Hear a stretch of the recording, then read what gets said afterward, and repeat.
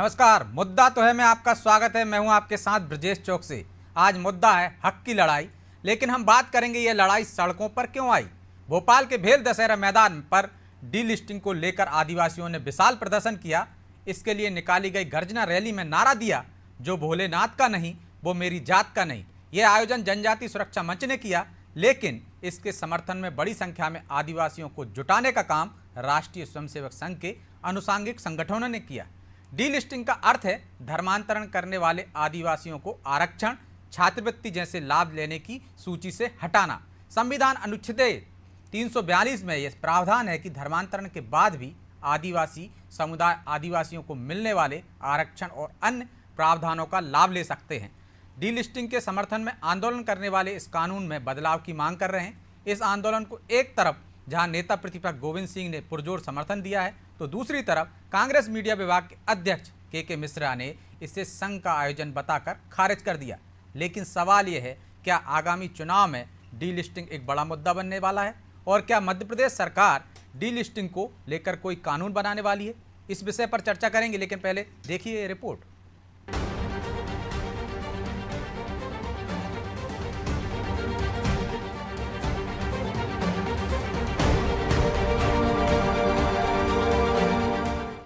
हजारों आदिवासियों ने जनजाति सुरक्षा मंच के बैनर तले डीलिस्टिंग की मांग उठाई। रतलाम सहित प्रदेश भर के विभिन्न क्षेत्रों से आए हजारों आदिवासियों ने डीलिस्टिंग गर्जना रैली में भाग लिया। डीलिस्टिंग यानी उन आदिवासियों को आरक्षण की लाभ की सूची से हटाना जिन्होंने धर्मांतरण करा लिया है। जनजातीय सुरक्षा मंच का कहना है कि जो लोग जनजाति समाज की संस्कृति और पूजा पद्धति से अलग हो गए हैं, उन्हें नौकरी और छात्रवृत्ति में आरक्षण, शासकीय अनुदान जैसे लाभ नहीं मिलने चाहिए। जनजाति सुरक्षा मंच ने आरोप लगाया है कि धर्मांतरण करने वाले 5% लोग मूल जनजाति की 70% नौकरियों, छात्रवृत्ति और विकास फंड पर कब्जा जमा कर बैठे हैं। मंच ने कहा है कि बाबा साहब अम्बेडकर ने भी कहा था कि जो लोग धर्मांतरण करते हैं उन्हें आरक्षण आदि का कोई लाभ नहीं मिलेगा। इसके बाद भी ये सब जारी है। नेता प्रतिपक्ष डॉक्टर गोविंद सिंह ने कहा कि वो इस महारैली और आंदोलन का समर्थन करते हैं। मैं इस तरह के आंदोलन का और इस तरह की मांग का घोर समर्थन करता हूँ।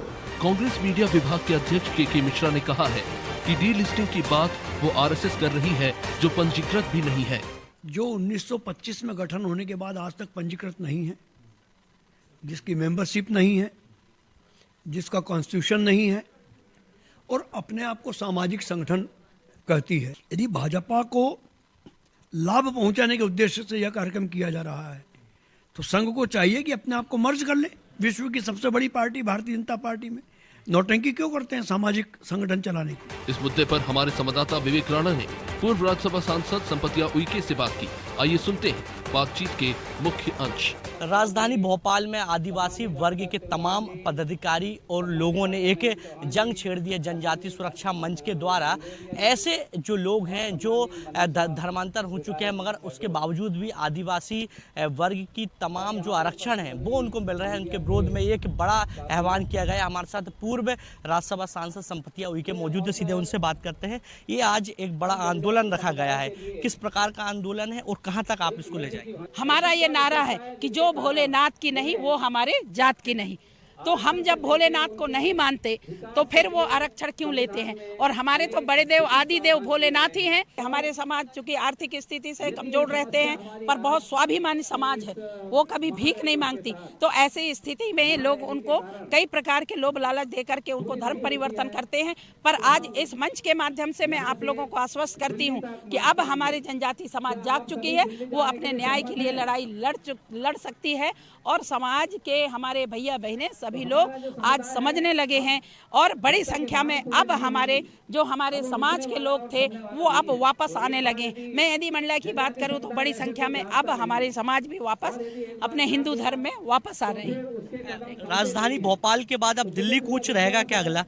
इसके बाद अब अनुसूचित जनजाति मंच का हमारा बैठक होगी। अब उस बैठक में तय करेंगे कि आगे का क्या रणनीति प्लानिंग बनेगी। जैसा आम जनता जनार्दन चाहेगी उसका भी हम लोगों ने संकल्प लेंगे। जैसा जनता चाहेगी वैसा आगे काम करेंगे। संविधान की धारा 341 में ये प्रावधान है कि अनुसूचित जाति से मुस्लिम और ईसाई बनने वालों को आरक्षण का लाभ नहीं मिलता। इसमें हिंदू, सिख, बौद्ध मत अपनाने पर आरक्षण का प्रावधान है। किंतु धारा 342 के तहत अनुसूचित जनजाति समुदाय के लोग किसी भी धर्म में कन्वर्ट हो, उन्हें सभी लाभ मिलते हैं। इसी प्रावधान का विरोध किया जा रहा है।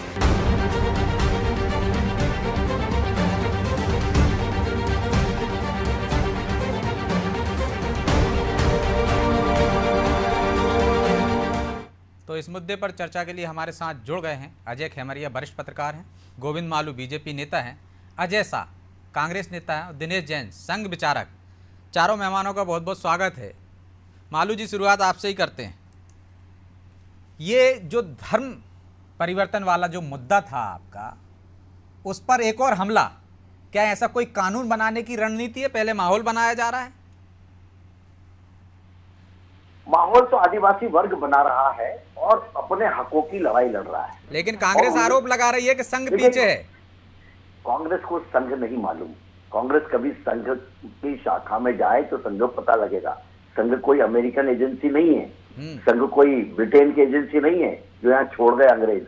ये भारत की संप्रभुता, भारत की एकता, अखंडता और भारत की राष्ट्रवादिता का एक जीता जागता प्रमाण भी है। भारत की संस्कृति और सभ्यता की सबसे बड़ी रक्षक, सबसे बड़ा रक्षक यदि कोई संगठन है जो केवल और केवल भारत राष्ट्र के लिए और भारत की राष्ट्र के गौरव के लिए काम करता है। इसलिए इनके आरोप का तो ये बेसिर पैर की बातें करते हैं। इनको समझ में नहीं आता है कि उसका संविधान है नहीं, उनका सदस्यता है कि नहीं, ये इनके ही चलता है सब संविधान, सदस्यता और लेकिन भारतीय जनता, भारत का बहुसंख्यक समुदाय सब, और वो जो भारतीय जो हिंदुस्तान को हिंदुस्तान मानता है, वो सब संघ के स्वयंसेवक हम गिनते हैं। इसलिए ये कोई आंदोलन हो गया तो संघ का हाथ बता दिया। पहले होता था कि किसी का कुछ भी हुआ संघ का हाथ। देखिए, ये आदिवासी समाज स्वस्फूर्त होकर अपने हकों की, अधिकार की लड़ाई लड़ रहा है और उन्होंने स्पष्ट कहा है कि जो आदिवासियों के हक पर डाका डालते हैं, धर्मांतरण करना मतलब हमारी संस्कृति सभ्यता को पीठ दिखाना, हम कुछ मतलब आपने धर्मांतरण विरोध का जो कानून बनाया था मालू जी, वो असरकारक नहीं हुआ तो नया हमला कर रहे हैं। जगह नहीं, देखिए अल्पसंख्यक हो गए, अल्पसंख्यकों का क्यों मिलना चाहिए और अनुसूचित जनजाति का क्यों मिलना चाहिए? एक जगह कहीं भी लाभ लो। कभी भी किसी चीज के दो लाभ कभी नहीं मिलते हैं, कभी भी। ये तो कानून में भी लिखा है और कानून में भी जब ये सब बात होती है कि एक किसी भी मुद्दे पर दो निर्णय नहीं हो सकते, ऐसा ही ये कानून है। तो ये एक जगह जिस जाति में, जिस व्यवस्था में, जिस समाज में आप रहे, आदिवासियों के उत्थान के लिए जो सरकार काम कर रही है, ये आंदोलन सामाजिक आंदोलन है उनका। सामाजिक आंदोलन है, लेकिन यदि आपने धर्मांतरण कानून बनाया मालू जी, ब्रजेश जी, क्या वो धर्मांतरण कानून असरकारक नहीं है जो आपको दूसरा हमला करना पड़ा, दूसरा अस्त्र लाना पड़ रहा है? किस तरह से पूर्वांचल में, नॉर्थ ईस्ट में किस तरह से धर्मांतरण करके सबको एक धर्म विशेष के साथ जोड़ दिया गया, किस तरह से उनको क्रॉस पहनाए गए, किस तरह से उनके हाथ में दूसरे ग्रंथ दे दिए गए, भारतीय संस्कृति और सभ्यता को उनके हाथ से मुक्त करके, और उनको किस तरीके से एक सोची समझी साजिश और षड्यंत्र के तहत, कॉन्स्पिरेसी के तहत, और उनको इसलिए किया गया क्योंकि वो हिस्सा भारत से अलग हो जाए। ये आगे जाकर भारत की अखंडता के लिए खतरा है। जो भारत की अखंडता के लिए खतरा है उसको देश कभी बर्दाश्त नहीं कर सकता। तो देश कभी बर्दाश्त नहीं करेगा। लेकिन अजय जी, कांग्रेस के दो सुर सुनाई दे रहे हैं। नेता प्रतिपक्ष कह रहे हैं हाँ अच्छी बात है, जो धर्म परिवर्तन कर लेते हैं उनको बाकी की सुविधाएं नहीं मिलना चाहिए, आरक्षण का लाभ नहीं मिलना चाहिए। लेकिन के मिश्रा कह रहे हैं यह संघ का प्रायोजित आयोजन है, इसलिए इसको बीजेपी अपने वोट बैंक के लिए इस्तेमाल कर रही है, नया मुद्दा बनने जा रहा है। देखिए, ये दोनों जो हमारे पुरोधा हैं वो बिल्कुल सही बोल रहे हैं। आप बताइए, जो संघ अपने आप को सबसे दुनिया का सबसे बड़ा एनजीओ बोलता है, उसका रजिस्ट्रेशन नहीं है, तो भैया कैसे मालूम काम तो कर रहा है? आप पूरी पार्टी रजिस्ट्रेशन के पीछे पड़ जाती है। अजय जी, आप इससे सहमत हैं कि नहीं, ये बता दो। किस तरह बात मत करो जी, जब आप बोल रहे थे मैं नहीं बोल रहा था। मालू जी बात आ जाने दीजिए जी। नहीं, मैं तो आपसे पूछ रहा हूँ, आप ज्यादा हट के आदिवासी एक स्वतंत्र है, आप जवाब दीजिएगा, पहली बात। दूसरी बात, जो हमारे नेता प्रतिपक्ष ने कही वो भी सही है कि भाई अगर जो लाभ जो ले रहे हैं आदिवासी, और जो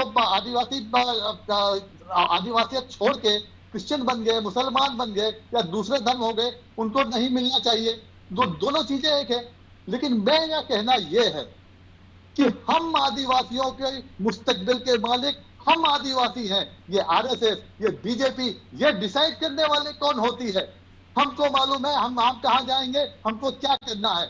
इनकी दोहरी मापदंड की मैं आप बताऊं, मालू जी अभी नॉर्थ ईस्ट की बात कर रहे थे, बिल्कुल सही कह रहे थे कि वहां बहुत से जो 7 सिस्टर्स हैं, छोटे छोटे स्टेट, वहां पे क्रिश्चियन बन गए हैं। लेकिन विडंबना देखिए, इन 7 राज्यों में जो सरकारें चल रही हैं वो बीजेपी के सपोर्ट से चल रही हैं। अगर ये आदिवासियों को इतना बहुत मानते हैं तो ये विद्रोह क्यों नहीं करते? वो 7 राज्यों से अपनी वहां तो मीठा मीठा हप हप, कड़वा कड़वा थू थू, ये वहां नहीं करेंगे क्रिश्चियन के प्रति आंदोलन। ये मध्य प्रदेश में करेंगे, छत्तीसगढ़ में करेंगे, यहाँ गुजरात में करेंगे और राजस्थान में करेंगे, क्योंकि यहाँ चुनाव होने वाले हैं। हम इनके वो दोहरेपन के खिलाफ हैं। एक मुखौटा लाइए, आप यहाँ हैं या वहां हैं, दोनों चीज नहीं चलेगी। अभी तो हमने बोला नहीं, तो अजय जी आप इसके समर्थन में है ना कि आरक्षण का लाभ नहीं मिलना चाहिए उनको?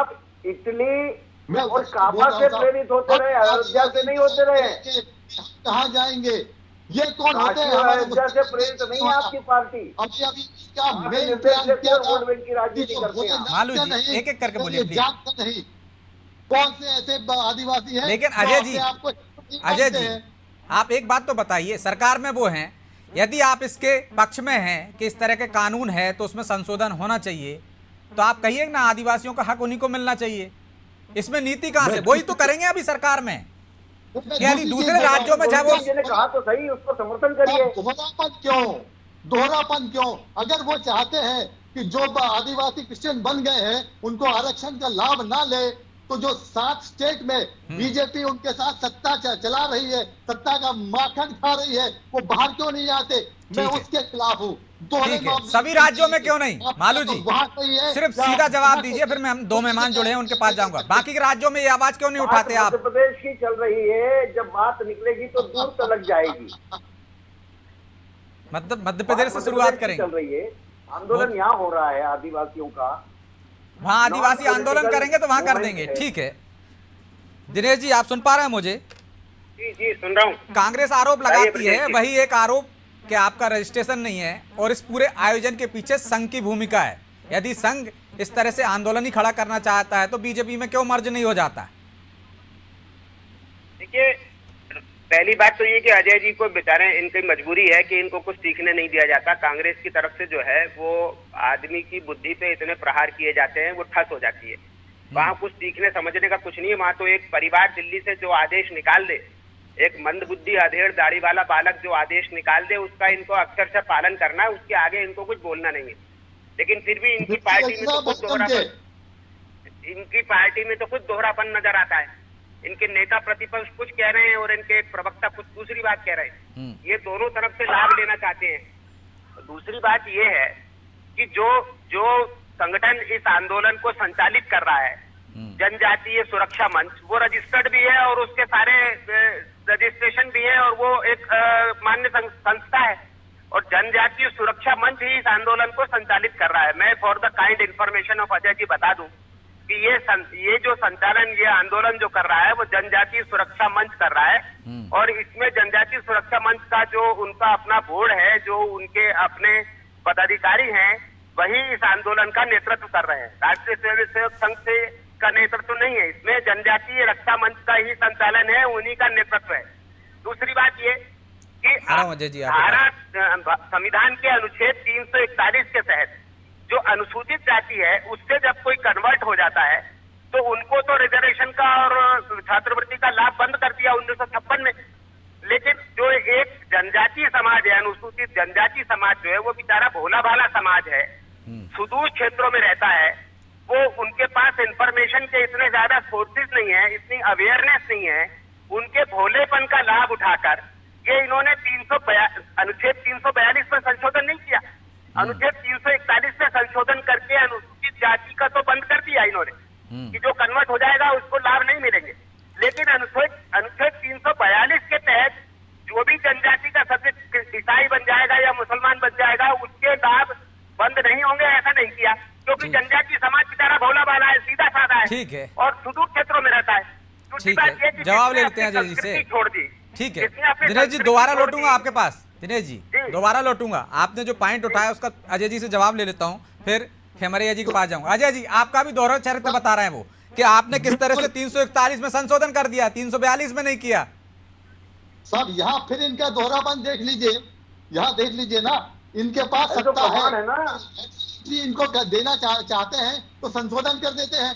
अगर ये इतने खैरख्वाह हैं हमारे तो ये संशोधन क्यों नहीं करते, क्यों दिखावा कर रहे हैं? क्योंकि यहाँ इलेक्शन है। और फिर मैं वही दोहराता हूँ कि नॉर्थ ईस्ट में कुछ और कहते हैं, यहाँ कुछ और करते हैं। और जब मैं दोहरेपन की बात करता हूँ हमारा ये आंदोलन किसी स्टेट तक सीमित नहीं है। अजय जी, आपकी सूचना के लिए बता दूं, ये आंदोलन ऐसा नहीं है, आंदोलन की मांग ऐसा नहीं है कि सिर्फ मध्य प्रदेश तक हम ये डिमांड करते हैं। ये आंदोलन अखिल भारतीय स्तर पर है और हमारी ये जो आंदोलन है, इसके जो डिमांड्स हैं वो ऑल इंडिया लेवल पर है। आपको गलतफहमी है कि मध्य प्रदेश के अंदर हो रहा है। तो अभी तो आप दिनेश जी कह रहे हैं जनजातीय मंच का आंदोलन है। ये भारत इतना बड़ा देश है, 5 वर्ष तक चुनाव होते रहते हैं, पूरे 5 साल कहीं ना कहीं चुनाव चलते रहते हैं।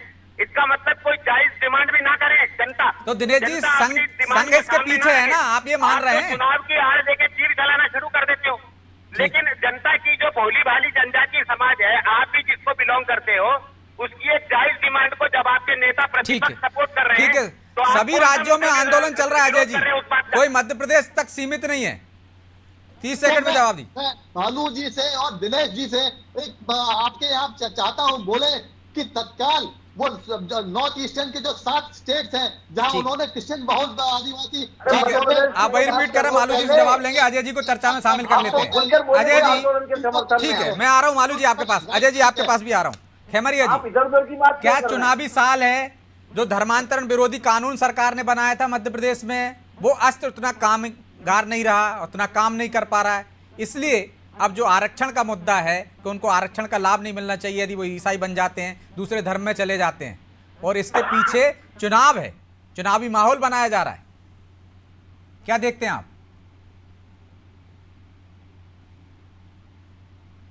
आपकी तरफ से म्यूट है अजय जी, आपकी आवाज नहीं आ रही। नहीं, आपकी तरफ से नहीं, खेमरिया जी की तरफ से, माफ कीजिएगा जी। खेमरिया जी बोलिए। आवाज आ रही है मेरी? हाँ आ रही है, बोलिए।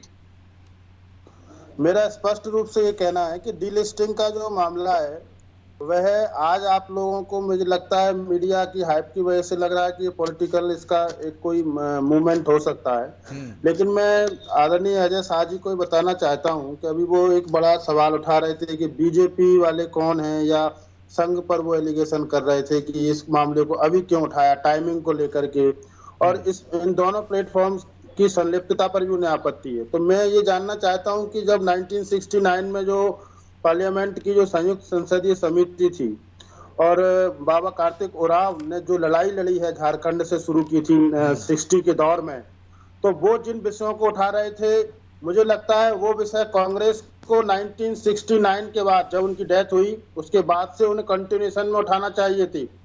तो क्या इस बात से वो डिसएग्री करेंगे कि जो डीलिस्टिंग का बुनियादी कॉन्सेप्ट है वो गलत है? अगर वो उसको गलत मानते हैं तो वो अपनी राय स्पष्ट करें।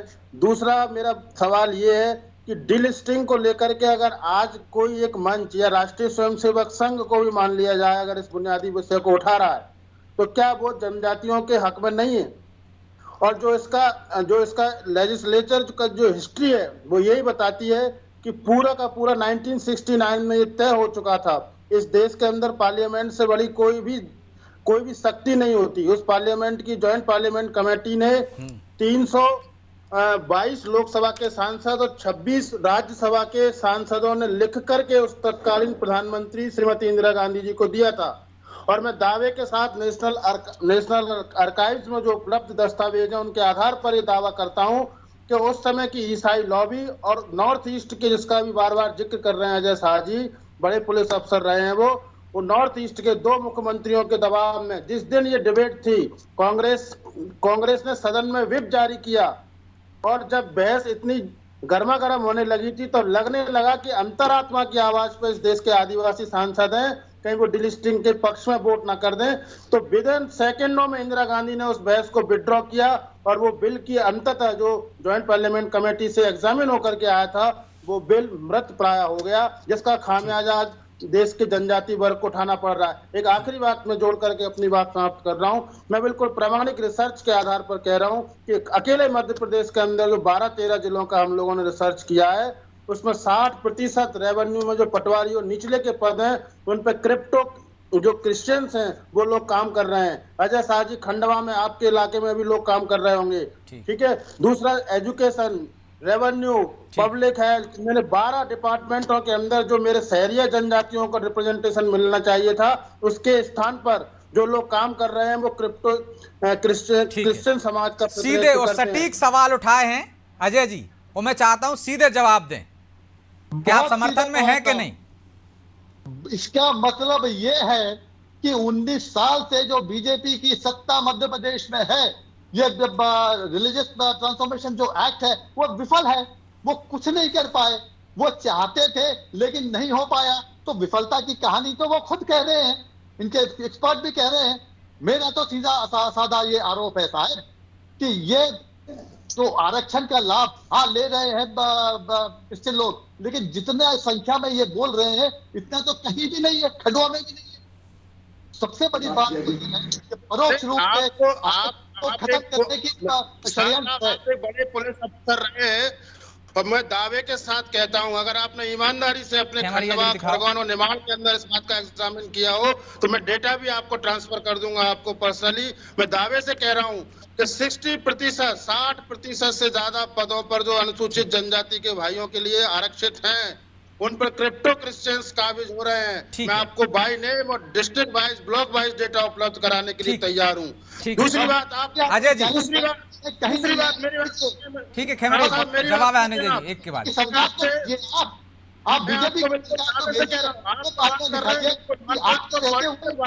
एक करके प्लीज खेमरिया जी जवाब आ जाने दीजिए। आपने बहुत मौजूदा सवाल उठाए हैं, सटीक सवाल उठाए हैं, सीधे जवाब आ रहे हैं, जवाब आने दीजिए मालू जी। अजय जी, आप समर्थन में हैं?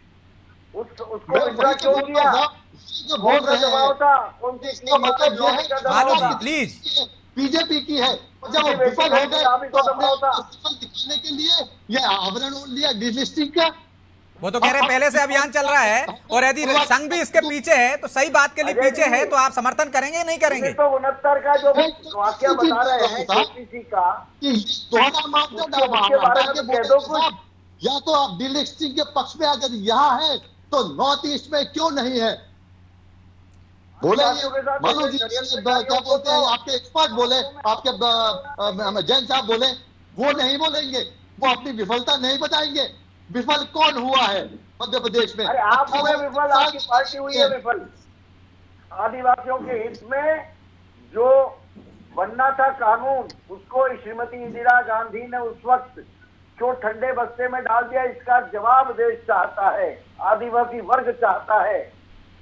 आपने वोट बैंक समझा। सरकार वाजपेयी की थी, आज 9 साल से मोदी जी की सरकार है। आप क्या सो रहे थे? अब जाके हो इलेक्शन आ रहा है। तो अपनी बात करिए, अपनी बात करिए। जेपीसी के रिकमेंडेशन को कूड़ेदान में क्यों फेंका श्रीमती इंदिरा गांधी ने? जब इलेक्शन आते हैं, इलेक्शन जीतने के बाद क्यों आप कर रहे हैं वोट बैंक की राजनीति? अजय जी, आप भी मानते हैं ना कि आपकी पार्टी ने पहले गलत किया था, वही गलती ये भी कर रहे हैं, ऐसा है इसका मतलब? हम तो अभी आज सत्ता किसकी है? आज 7 साल आज तो भारत की सत्ता है, मोदी जी है, ये सो रहे थे क्या? अब इनकी नींद भारतीय सत्ता है। चलिए, बहरहाल समय भी इजाजत नहीं देता, इसलिए चर्चा को यहीं विराम देंगे। आप चारों मेहमानों का बहुत बहुत धन्यवाद। तो मुद्दा बड़ा अच्छा है, लेकिन इस पर सियासत नहीं होनी चाहिए। यदि आदिवासियों को उनका हक नहीं मिल रहा है, यदि कोई कन्वर्ट होकर वो हक ले रहा है तो निश्चित तौर पर उस पर ब्रेक लगना चाहिए। लेकिन सियासत थी, सियासत में नफ़ा नुकसान देखा जाता है, इसलिए इंदिरा शासन में वैसा नहीं हुआ। और शायद शासन में या सत्ता में जो होता है वो लाभ देखता है। शायद अब जो 9 साल से सत्ता में है वो इसे माहौल बनाने की कोशिश कर रहे हैं ताकि इसके बाद उसका लाभ लिया जा सके। क्या एक राज्य तक सीमित है या बाकी के राज्यों में भी इसका अनुसरण होगा, ये देखने की बात होगी। फिलहाल मुद्दा तो है। मैं इतना ही, मुझे दीजिए इजाजत और आप देखते रहिए अनादि टीवी। नमस्कार।